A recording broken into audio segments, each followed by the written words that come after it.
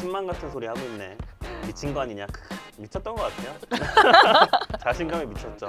근데 이거를 청약 안 하고 욕한 사람이 더 미친 거 아닌가? 그래서 둔촌주공 청약 결과 뭐 어떻게 됐죠? 그거 진짜 잘 못하실 거예요. 예, 이거는 눈앞에서 7억, 8억, 9억을 알려버린 거기 때문에 그러면 올해 하반기 분양시장에서 포스트 둔촌주공도 한번 찾아보겠습니다. 여러분, 둔촌주공 기억하시죠? 올림픽 파크 포레온. 지난해 분양시장 최대 화두였던 아파트였는데 뭐 지금까지도 핫합니다. 분양권 거래되는 것마다 신고가 기록하고 있다는 뉴스가 뭐 쏟아지고 있죠. 어떻게 보면은 서울 아파트 청약이 뭐 불패 신화 뭐 이런 교훈을 주는 것 같기도 한데 오늘 둔촌주공 리뷰하면서 하반기 꼭 청약해야 할 단지도 청약 전문가 모시고 알아보겠습니다. 안녕하세요. 안녕하세요. 청약 전문가 원룡이라고 불리는 원룡청약연구소 대표 박지민입니다. 대표님께서는 사실 1년 전에 저희 둔촌주공 분양 앞두고 이 단지에 꼭 청약하라고 라이브 방송까지 출연을 해주셨어요. 근데 그때 화제가 된 발언이 있었죠. 10만 청약설. 10만 청약설. 근데 당시에 사실은 댓글 분위기가 좀 험악했습니다. 한번 읽어볼게요. 10만 같은 소리 하고 있네. 미친 거 아니냐? 당군 일의 최대 미분양이지. 분양가보다 100% 훨씬 떨어진다. 이거 완전 정신 나갔나? 완판 불가, 100% 계약 절대 안 된다에 전 재산 걸겠다. 미분양 나면 유튜브 접을 것. 자기가 한 말에 책임질 것. 악플 읽어봤는데 뭐 어떠세요? 미친 거 아니냐? 미쳤던 것 같아요. 자신감에 미쳤죠.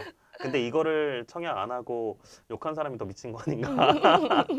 뭐 서로 이제 크레이지한 상태로 가는 거죠. 그래서 둔촌주공 청약 결과 뭐 어떻게 됐죠? 13,000명대 기억하는데 경쟁률랑 3.7대 1. 근데 뭐 그때는 뭐 10만 청약설 빗나갔다 이렇게 좀 혹평도 많았는데 근데 다시 돌이켜서 보면은 그때 시장 분위기를 감안하면은 그때 많이 몰렸었던 것 같다는 평가도 있어요. 10%라고 잡으면 뭐 시장이 좋을 때는 정말 13만 명, 10만 명 이상 들어왔을 만하다라고 저는 해석을 합니다. 근데 그때 이제 둔촌주공 분양가가 어느 정도였는지 기억하세요?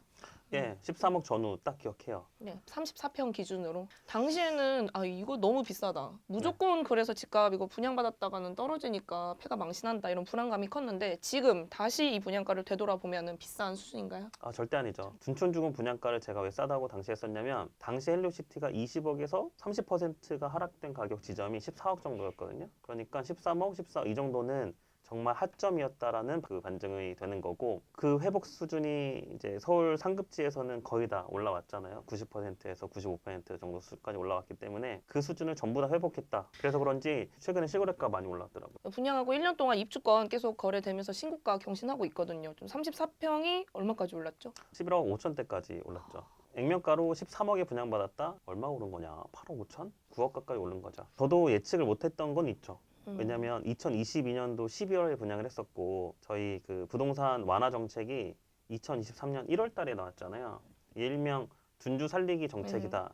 일견에선 그랬는데 사실 둔주뿐만 아니라 침체된 부동산 시장을 살리기 위한 정책이 나온 건데 수혜를 아무래도 엄청 큰 단지다 보니까 둔주가 오로지 다 수혜를 받은 것처럼 느껴졌죠. 거주 의무도 유예가 되었고 그다음에 분양권 전매 제한은 풀렸고 아니, 둔촌주공 청약이 당첨됐는데 계약 포기하신 분들도 좀 있는 걸로 알아요. 이분들 지금 어떻게 되실 걸까요?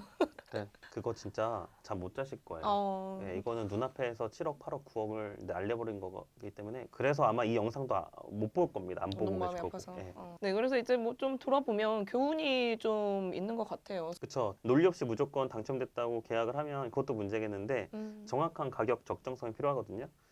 지금의 싸다고 저렴하다고 하는 가격대는 2020년도 하반기 가격 정도 돼요. 내가 살고자 하는 지역에서 아파트 금매가 몇 년도 가격인가 살펴보는 것도 굉장히 중요해요.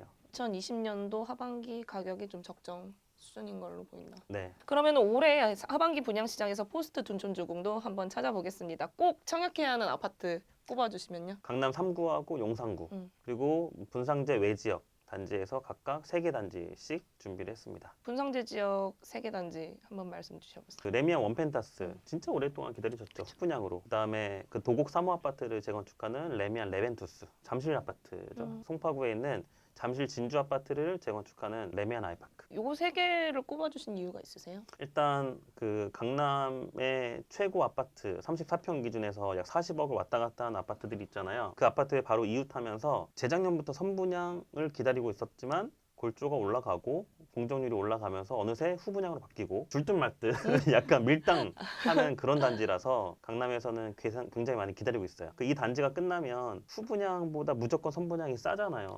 그래서 가점 컷이 훨씬 더 올라갈 거거든요. 그러면은 이어서 비강남권에서 꼽아주시자면요. 마포의 공덕 1구역, 마포자의 힐스테이트가 분양 예정입니다. 그리고 장위 4구역 기억하시죠? 네. 과거에 그 장위 자이 레디언트라고 둔촌주공과 비슷한 시기에 분양했고 같이 얻어 걸렸던 네, 규제 해제와 같이 얻어 걸렸던 단지가 있었는데 그 우측편에 있는 장위 6구역 푸르지오를 분양합니다. 그리고 원펜탄스처럼 후분양 단지인데 내년 1월 달에 바로 입주해요. 성내 5구역, 강동구 성내동에 있는 그란츠 리버파크를 분양합니다. 뭐 공덕 같은 경우에는 사실 마포가 신흥 좀 부촌이랄까 자리 잡고 있어서 이해가 가는데 장위나 성내 이거는 좀 잘 모르시는 분들도 있을 것 같아요. 네, 서울에 뉴타운이 몇 군데 있잖아요.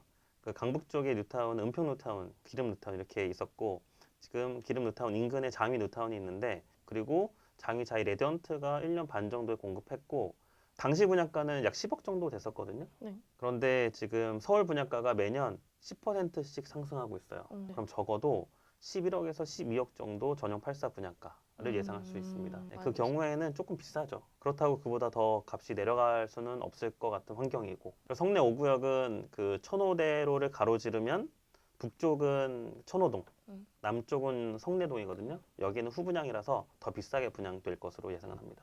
오늘 둔촌주공 리뷰하고 하반기 핵심 분양 단지 알아봤는데요. 오늘 원룡이 전문가 분 말씀 들어보면은 가격 적정성 한번 이제 따져보고 청약 나서는 게 좋을 것 같다. 이런 말씀 주신 것 같습니다. 오늘 언급한 유망 단지들은 입주자 모집 공고 나오면 한 번 더 소개해 드릴게요.